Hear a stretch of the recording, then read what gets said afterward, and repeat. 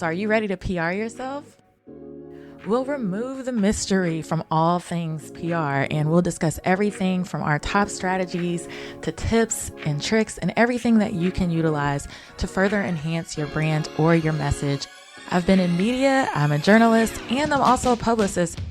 I am Leah Frazier, CEO of Think3 Media, and your host for PR Yourself with Leah Frazier. Let's go.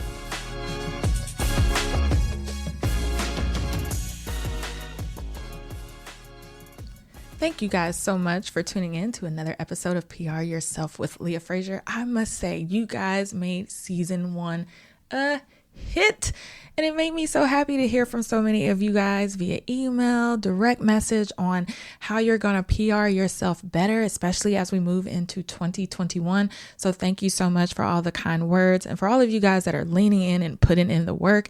This podcast is for you.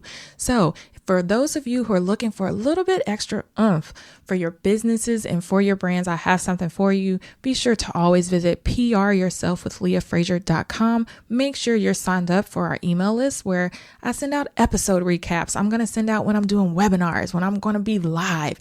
I'm going to send out when we're offering our next live course. So be sure to sign up for that email list, pryourselfwithleahfrazier.com, and never miss an update. That way you can PR yourself better and just do bigger and better things as we move into 2021. Also, exciting news. My book, PR Yourself, will be coming in 2021. So be sure to go to pryourselfbook.com and sign up again for that email list. You're not going to want to miss when pre-sales drop. You're going to want to be the first to get this book in your hand. And I'm not kidding you guys.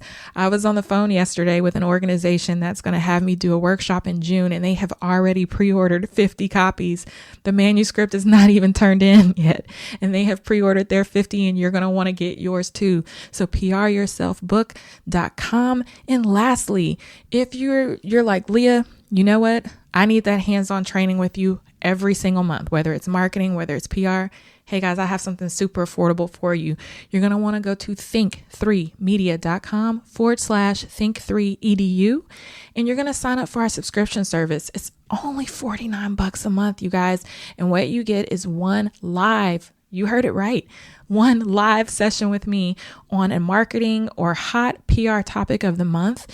And then you're also going to get a mastermind session with other business and brands that are just like you, where maybe you're stuck on an issue. What we do when we mastermind together, we help you to get unstuck so that for those next 30 days before you go into the next month where we do another session, you can work on that item and take your business or your brand from one level to the next. That's what it's there for. So go to think3media.com/think3edu and sign up for our subscription service. That way you're always learning on how to market yourself better and how to PR yourself better as we move into 2021. And without further ado, enjoy this latest episode and stay tuned.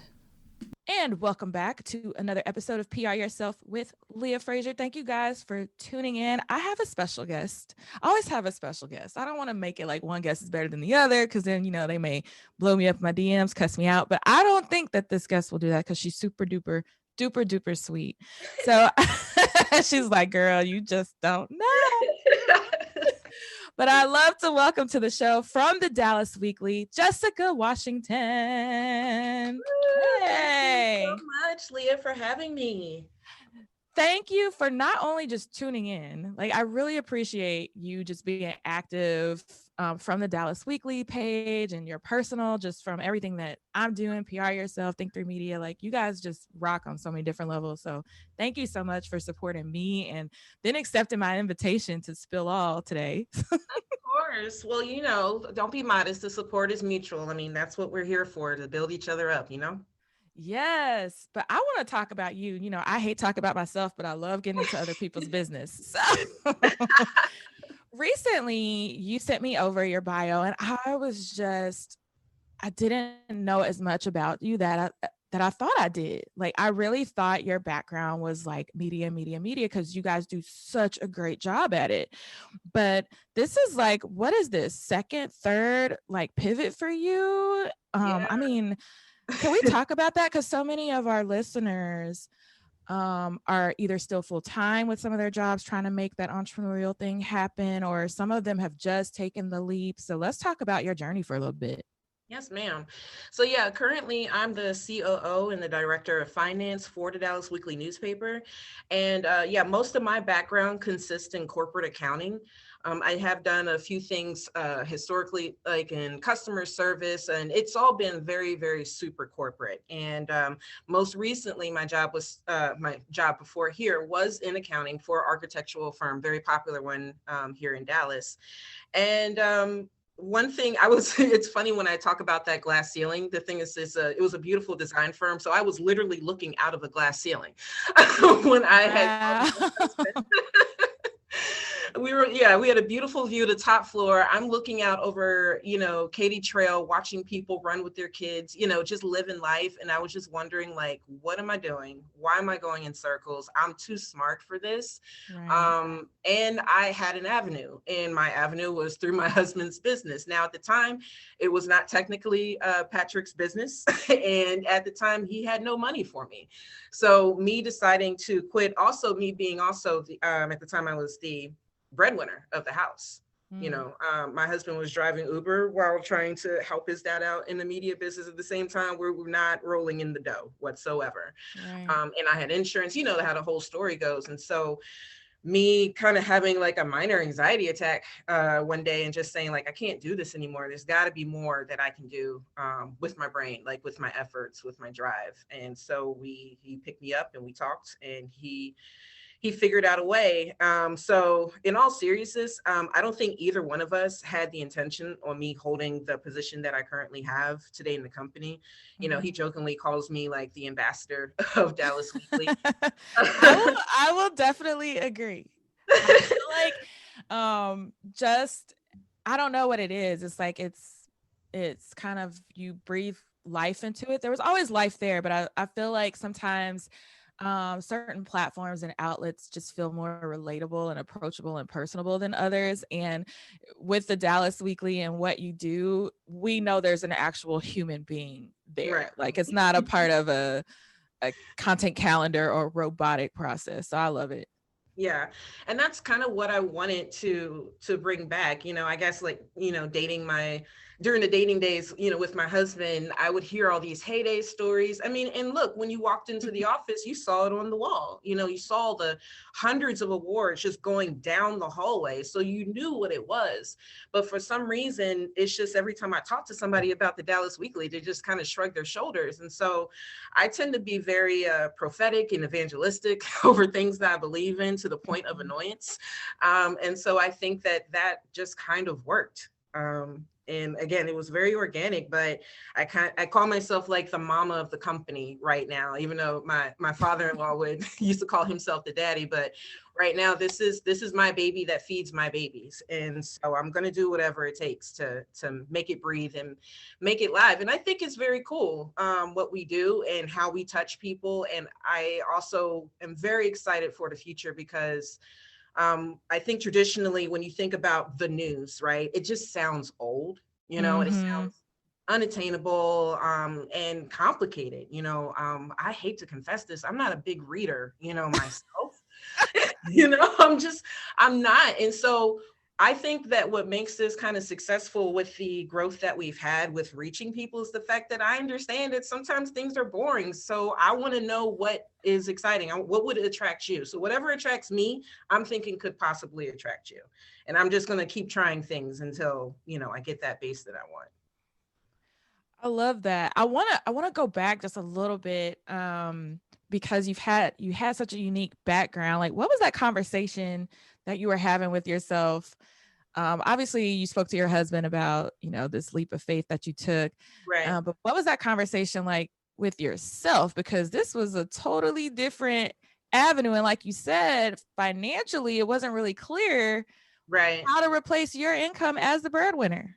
I know it sounds really cliche, but it had to be after the birth of my son. A lot. He was born September in 2017. I don't know why it took me so long to remember. He was born born September 2017, and I had quit my job June 2018. So it wasn't too long after his birth that I just kept thinking about like legacy, like what if I died tomorrow? Like I have this weird anxiety about mortality, but we'll get into that another time. But I just keep thinking about like, what am I going to leave my kids? If, and where will they read it? Where will it be? Like, will it be just an obituary, or will there be something else that somebody will say and say, no, your mom she did something good, something once. And that's what the base of that conversation was for me, because a part of me was thinking about like maybe going back to school, like maybe that's the way I could get further in my career, was just keep getting these degrees and proving to people they should pay me more money. Or was it the fact that I could like actually reach out and actually touch people? And then at that point, I realized that, yeah, I do need to pay my bills, but it wasn't about the money. I just wanted to be effective some kind of way. Yeah. I love that. I love that. And I think sometimes a lot of people, especially right now, just entering 2021, a lot of people are still high off all the goals and things that they're setting. I think it's just going to be so amazing for people to hear you and your story. And it's just like, look, and legacy has been huge, especially in the Black community, as we think about taking ownership of a lot of things that we have access to. How can we own Yeah. more things? How can we make a stamp? How can we teach our family X, Y, and Z? And so now you have that, and you're like, I'm just gonna go full force into this puppy.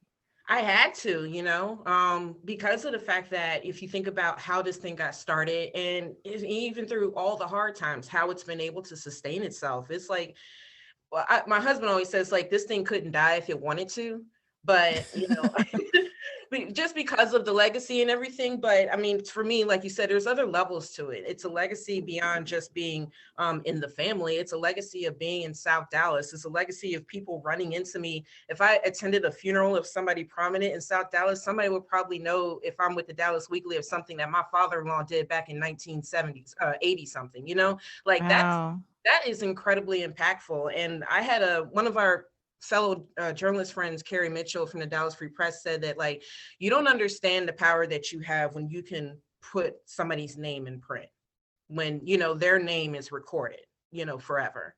That's something that, like I said, I take very seriously. I take on just taking on a legacy. It gives me anxiety every single day.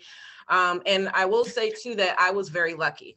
I don't want that to be let upon, and that's the reason why I feel even more of an obligation to work so hard, is because I do know that a lot of Black people don't have this presented in front of them. They don't have the option to just quit and then thrive force in something that's been around for 65 years that, they can try to make something into. A lot of people started from the bottom. I think to myself sometimes, could you have been as successful without the legacy? And I like to think that I have, because you still need that same confidence. When I walk through the door, nobody knows who the hell I am. I'm just saying that I'm with the company. So it's no different to me than being a regular salesman. So that's why I think I'd like to still be successful. But I guess you think about like Spider-Verse, it is a leap of faith, and you just have to believe in yourself and your brand. Sometimes I think people hold themselves back because maybe they think their product isn't good, Wow. and that's when you need to recalibrate. That's one of my favorite words. It's like, nothing that you're doing right now should be set in stone. And if it is, one day it's going to hit you and you will fall and somebody's going to step over you. But I do want to give you guys some credit, because think about all of the other publications, whether it's locally or nationally, that had legacy, right? Mm-hmm. That did not recalibrate, so to speak, and didn't rebrand or take those pivots or move with the times, that are no longer here. Yeah. So you guys you had what it takes. You did what you had to do to still be relevant, while a lot of people had to shut their doors. So I'm just going to give you guys some claps right now. You're doing amazing. Not only do you exist in print, but you're digital. You guys are very active. You have content. You're on social media. It's a lot to take on, but in terms of innovation and in media, I mean, that's what it's taking to survive these days. Right. And you guys are doing it very, very well. Very well. Thank you. And talking about that, because I always talk about on the show, we talk about print versus digital and the advantages so that business owners can know. You guys, obviously, Dallas Weekly, so it's weekly publication, but you guys also have a great email list and things that you do daily. What are some advantages to print publications, and what is that special sauce that Dallas Weekly has that no one else does, where you're like, okay, you want to be featured with us? Yeah, so I'm afraid I'm gonna say something that you may not like or the audience may not like, but Oh. yeah, well, here's the thing. The reality of the fact is that the print industry, as far as the newspaper industry, is a dying industry. Okay, I don't foresee in the next 25 to 30 years people actually picking up a newspaper. But I'm very specific in saying that it's about the form. The hope that I would like to give somebody again is recalibrate. You can still tell the news. It doesn't have to be through a newspaper. We're talking about instruments, people, but the importance is the substance, right? And so my thing is like, we will probably always be a print publication because again, we've been around for 65 years. So therefore we have people in our audience who are 65 years and older. And a lot of our drop site locations are in locations where that audience resides, either at churches, YMCAs and things of that nature. So we hit our print where that older audience is that would pick up our paper. And it's also just great for, again, proving legacy. I mean, the reality is I have an archive of 65 years of weekly Black publication. That would be the advantage that I would currently say that we have. But the reality is that the industry is changing. LMA recently put out a study that said that print forms like magazine styles are beginning to kind of make a comeback with the very young generation. And by very young, I mean like 13 and younger. Because they are so oversaturated with things that are going on digitally that I guess it's some type of relief, you know what I mean? In a sense to go back to things that they've seen, maybe in movies, and just have some type of tangible form of information. That's And so, interesting. yeah, that makes me excited because just a couple of years ago, just 2 years ago, again, when my husband took over the business, we changed the Dallas Weekly newspaper format to a magazine style.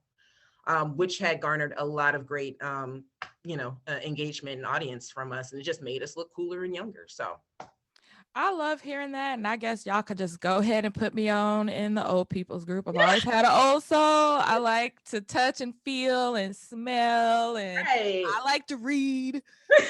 Like, Okay, so I know I made a joke about not reading a lot, but like I love fashion magazines though, so I'm still the same kind of person that I still have Vogue magazines from like 1989. So I mean, that's psychotic, but I mean, that's something I'm the same way. I do like an option. And so that does excite me that there's still life in the print industry. It just may not be newspaper, but there's still life in it. I love that. I love that. So, as far as I've seen you guys do, I mean, you guys are great with community storytelling. You do a lot to highlight what's going on in Dallas with the small business community. What are some other things, like how, if people want to get in touch with you guys, or they're like, hey, I want to tell my story, Right. what's the preference that you guys have? Like, how do you like to be approached? What stories do you like to tell? How can people tap in? Okay, so I will just say for organizational purposes, I love emails.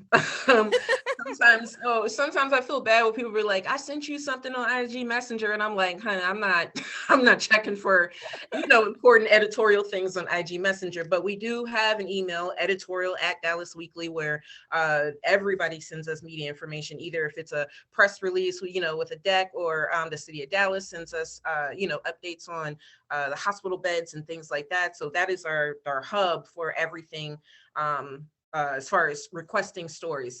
If you really, really want to get a hold of us, you can look on our news publication and on our website. We actually put our emails out there in our contact list. I won't go through them all right now, but you can always directly contact myself or the publisher directly, and let us know that you really want a story to get done. We currently are bringing in an editor. So we will be announcing that pretty soon. And, I'm sure when you say that, she'll be the main point, when she comes in. So that would be as far as stories. But I do want to say that, like you said, we love supporting the community, outside of just telling stories. We all the time, I think people don't know that sometimes to create what you see, somebody's got to be in the background creating it. So we have all kinds of services, from creating commercials. Let's say that you don't have a logo, or you don't even have like an advertisement, but you want to do advertising. We can do that. So I love a good trade deal. I'm all about them all the time. And, again, that's something that sometimes my cash flow isn't there. Sometimes your cash flow isn't there. But let's say you have a huge social media audience on your Twitter, but not on your IG, or vice versa. Maybe we can work something out where we, exchange services, and I put your stuff out, you put my stuff out. We both win, and we didn't spend any money, but we both gained something. I love that, Jessica. I know I've just been saying that after every time you speak, but I'm gonna say it again. I love that, Jessica. That is the first time that I've heard that here on this show. And I think, especially for a lot of our folks in our business community, we're just in a point in time where everybody is just strapped. And if they do have the funds, let's say, okay, so because PPP round 2 is coming. We won't talk about that. Yeah. But it's coming. And so even with that, or new loans through the SBA, for a lot of businesses, they're like really being very strategic with how they're spending that money, right? Because they're just trying to survive. So I just think that's so awesome that you guys are saying, hey, we're open to collaboration. Yes. But absolutely. You're not going to get the advantage of that if you don't ask. Right. Absolutely. You don't put it out there. Just saying. Saying. And so, that one, I would say I'm also more lax on the communication, like, for instance, let's say, again, it's a social media example, and you want to try to get some social media advertising. Well, if I look at your page and then you got 10,000 followers, then we basically got a deal, you know what I mean? Because you my audience. So, that's just a simple example of, how we can work together. Another example, I'll just say, one of our Best of Black winners in the hip hop category, Original Soul, he allowed us to use his song for our latest media production that we've done. I mean, I just found that amazing that I could just reach out to him and say, hey, do you mind? And he said anything, because I was the winner of the Best of Black Dallas hip hop category. I mean, that almost made me cry, because that's what this is all about. This is when I was looking out that glass ceiling. This is the moments that I was dreaming about. Are there any others that you could think of that just kind of gives you the warm fuzzy, where you're like, oh man, we ran this story on this person, and because of the Dallas Weekly, this or that happened? Can you think of anything off the top of your head where it's just like, it's validating that you made the right decision? Oh my gosh. Leaving your career to come do this and to make your imprint, not only in the community, but like you said, to continue the legacy of Dallas Weekly. Yeah, so many. There's another story more recently. A lot of people have been posting their like 2020, year in reviews. And I think I was in tears all New Year's Eve, because Dallas Weekly had got mentioned so many times, and people. And I'm like kind of getting choked up now. But there's this one girl we put her on our She Represents segment that we do with 97.9 The Beat. Shout out to 97.9 and DJ Jazzy, love her. Hey. But we her name is Jazz, Castaway Jazz, and she's an angler. And I'm like, first of all, I never even heard of Black female anglers. Maybe I'm being ignorant, but like, I know that I fish sometimes, and my auntie and my grandma do. But as far as like professional Black anglers, that was just such a unique story. So I put her on that segment, and then I wanted to do a follow-up and expand on that story.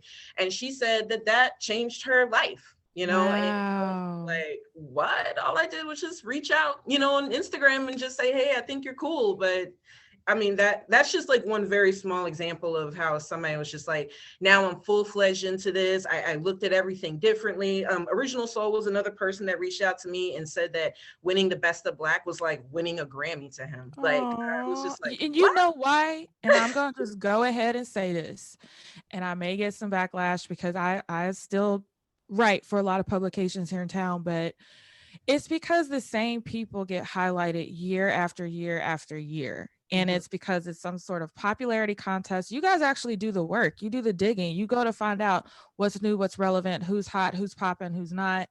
And a lot of it is just a popularity contest where you see the same music artist getting highlighted over and over and all and just sweeping all the awards. And you're like, didn't you win Right. like 2 3 years ago? How are Mhm. you like breaking new artists, and not giving anybody else a chance? So Yeah. I could see that happening where they're like, this is like a Grammy to me because they're finally getting love from their city. Exactly. And that's what our job is. That's what I mean. I feel every publication should be doing this, black, white, or whatever. Like it's your responsibility to serve your community and tell them truthful information. That's just those two things. And I don't understand how the game got so complex and so diluted, if you will. But Girl, I'm very that's proud a to say. whole nother podcast episode where where I can complain about earned media versus paid media because you got some Woo! people whose entire publications are paid. And it's like some things you highlight because it is hella newsworthy. Like, Huh? no way in hell that person should be paying for X, Y, and Z. But you know what? Whatever. We'll Yes. get into it. We'll get into it a little bit later. Get Yep. off my soapbox. I'll do that on my PR piss off of the week. So y'all just stay tuned. I started sweating over here. Be nice. I'm gonna be nice, Jessica. Okay, okay, okay. I'll be nice. I'll be nice. We're in 2021. Yeah, Leah's exactly. Leah's gonna live love and life and great energy and vibrations and not get pissed off in PR as much as she did years prior. Okay. Whatever it takes, girl. All right. So last but not least, we have a fun, just very small, not longer than 5 minute part of our segment, which I've had a lot of people reach out to me and say, this is my favorite part of the show. And I'm like, really? So the substantive I'm stuff, nervous. the tactical stuff is not what you want. You want me putting people on the hot seat. So that's fine. So for our PR petty of the week, we're going to put you in the role of publicist. So now you're Jessica, the publicist. Ah, Oh Lord. I know. And you're going to represent none other than our boy, Kanye West. Dun, dun, Oh, dun. So recently, as of like yesterday, it just went viral. It was announced that Kanye and Kim are separated. There's no way they're getting back together. They're calling it quits, blah, blah, blah, blah, blah. And there's been, from what I can see, I'm a Twitter girl, just on Twitter alone, there's been I've seen a lot of support for Kim. I haven't necessarily seen that much support for Kanye. And I know that as this thing kind of progresses, especially with his mental health issues, it could hmm go either way. hmm And you're his publicist, and you know how he gets when he gets on his Twitter and right. everything else he has going on. So given that this announcement just recently it came out, and I saw it for the first time yesterday, and E News has been posting literally on the hour every hour about it. As Kanye's publicist, what's what would you be doing at this moment in time outside of destroying his phones? Right. First thing I would do is get him in the studio and lock him in there. I would be like, whatever you do, you can't be out in public. You can't be out with anybody else. We gotta make sure that people know that you're an artist and you're focused. So we're gonna Robin Thicke this, okay? Ooh. Yeah, you're gonna come out with a Paula album, and we're gonna call it Kim. And yeah, Ooh. that would be my thing because we all know, like, I personally just believe, there's always angst against the black man in media anyway. They Mm, go for the jugular no matter what. yeah. Now, Kanye has been very deserving of some of the, shots that he gets fired at him, but in some cases, I know it's an attack. So with that said, be prepared for the ultra negative. So you got to come ultra positive. So like, people wouldn't even sound right trying to say something against it. Like, he just did a love album for Kim. You're gonna really hate this guy? He must have loved her some kind of way. Not to say Right. they're gonna get back together, not to say he's a great husband or father, but there's something in there, you know? Uh, I love that. So turn it into like an album. And I think it would shock the public yeah, if Kanye was silent at this time. and no word from Kanye. Well, it's Yeah. because he's in the studio creating, and then he just Exactly. does a complete Beyonce drop, new Yeah. album. His Lemonade. Yeah, let's do that. Ooh, Yeah, we'll make it a Jessica, that's combo. Part one, part good. two. So it's just like, yeah, in fact, now you just got me on the roll. So yeah, let's make part one. Let's do like the Michael Jackson history album where it's like 2 discs or something. Yes. Part one is the love story, but part two, look, let's just be real. Kim ain't perfect. So let's tell some truths. And that be on part two. You want the juice? Let's put out the juice. Oh Nobody's my gonna be mad gosh. at him for saying it. The album will sell like crazy. There's gonna be some hitters on there. We can get 2 Chainz and some other people in there to drop a couple, whatever. Yes. Um, yeah, I'm excited already. Do it with visual. Let him be as artistic as he wants to be. Do it with visuals, his choir, whatever you want to do. Yay. Oh, the whole shebang. Get his kids involved. And then, I mean, it's then, dirty, but look, this is the game that we're playing right but now. what about some sort of exclusive drop on Clubhouse too? Like that would be First hot. of all, I hope as a publicist I would understand Clubhouse more, because They just did a whole Lion King. They did auditions, and then they just did a whole Lion King performance, no way. audio performance on Clubhouse. I think there was over 5,000 people in the room, and the girl that did PR for it, I'm in a PR group with her on Facebook, and we were just like, sis, we are so proud of you because that is awesome that y'all flipped that so quick. Right. Okay, Yeah. so is TikTok no longer a thing? TikTok is still a thing. Sorry, I'm I think educating they you. all they all just kind of serve different audiences, Right. like TikTok is still a thing. But Probably for the video, Instagram for the yeah. photos, and then now Clubhouse for the sound.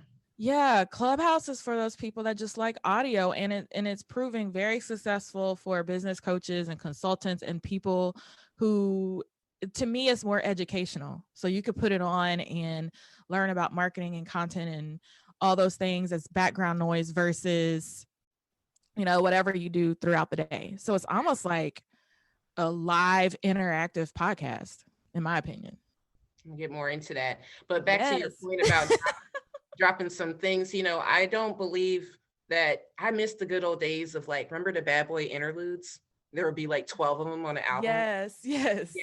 I say, let's go ahead and do that. Make the Clubhouse tracks the interludes, so then people get a sneak peek and get a feel for the album. I'm still on this album. I'm sorry. I think it's an amazing idea. I think that's what he should do. Other than that, we're about to Kanye. we're about to see some flames, because he's probably going to dye his hair some other weird color we've never seen before. I don't see it going well. I hope he does like a Dave Chappelle though. We can get him in the gym, work him out in Africa or something like that with some Kenyans, and then he come back flyer than ever. That would be a nice little flip too. Oh my God.